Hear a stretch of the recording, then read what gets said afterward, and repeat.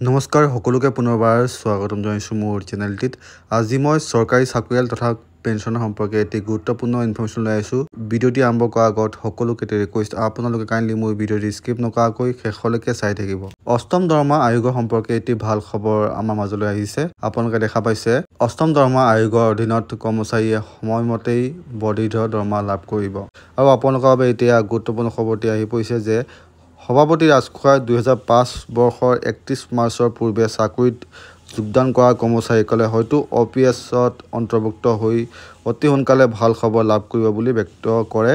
লগতে চৰকাৰৰ লগত আলোচনামৰ্মে অষ্টম দৰমহা আয়োগৰ গঠনৰ প্ৰাৰম্ভিক প্ৰস্তুতি চলাই থকা হৈছে বুলি খবৰ পোৱা গৈছে।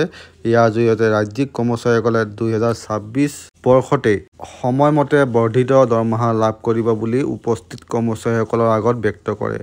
এয়া আছিলে আজি ইনফৰমেশ্যন। আপোনালোকে দেখিছে অষ্টম দৰমহা আয়োগ সম্পৰ্কে কাম চলি আছে, চৰকাৰে কামখিনি আগবঢ়াই গৈ আছে। হয়তো এইটো বছৰ শেষত বা অহা বছৰ প্ৰথম অৱস্থাতে ইয়াৰ বিষয়ে আমি ভাল খবৰটি পাম আৰু 2026 চনৰ পৰা লাগু হ'বলগীয়া অষ্টম দৰমহা আয়োগ সম্পৰ্কে আমি স্পষ্টকৈ নীতি নিৰ্দেশনাবোৰ পাই থাকিম।